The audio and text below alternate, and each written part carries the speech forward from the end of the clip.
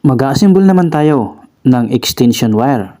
Ang kagandahan dito sa extension na to, mayroon siyang on-off. Mag-assemble naman tayo ngayon ng extension. Bali, ito yung gagamitin natin. Yung outlet, lalagyan natin ng switch. Bali, ang gagamitin nating wire, gamit tayo ng THHN stranded wire. So, ito guys is extension na pwedeng gamitin sa pagre-repair. Ito yung switch niya. Ito yung dalawang CO. Pag off ng switch, walang supply itong outlet. Ito yung device natin. Una nating ilalagay itong switch.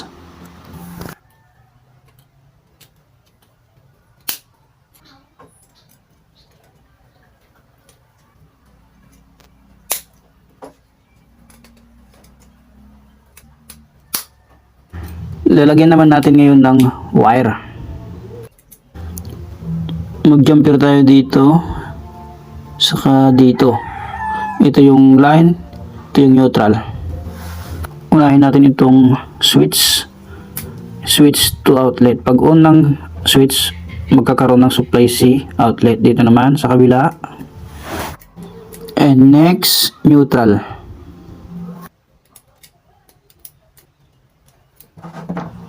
Bale, ito na yung line neutral. Ito yung utility. At dito natin ipapasok yung wire. Bubutasan natin to.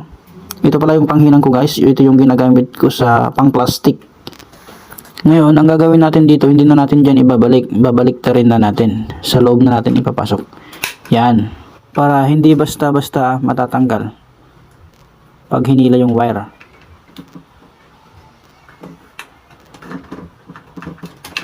Pasok natin tong wire.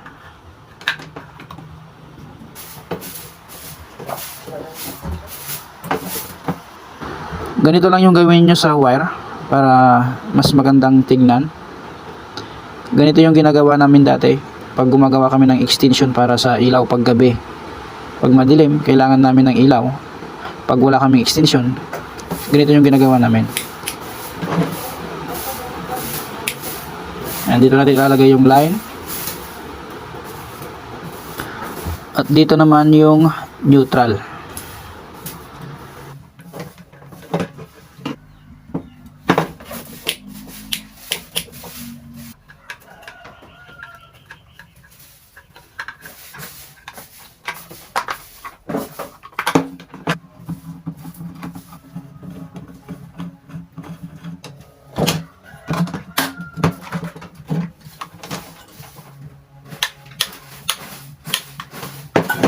Okay na itong outlet.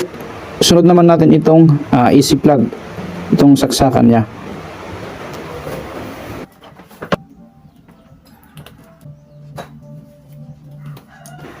Ganon din yung gagawin natin guys. Para dito sa AC plug niya. Yan. Ganyan lang yung pagbuhol.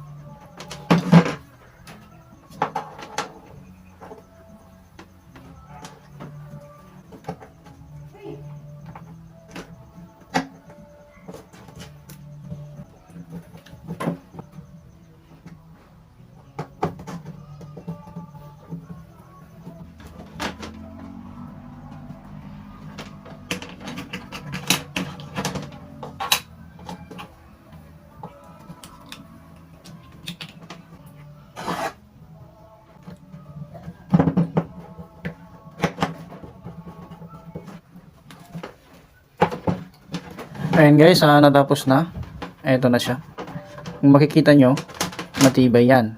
Kahit mahila pa yan guys, hindi basta-basta bibigay. Try natin.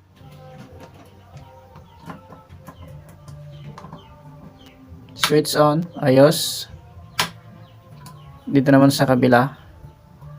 Switch on, off,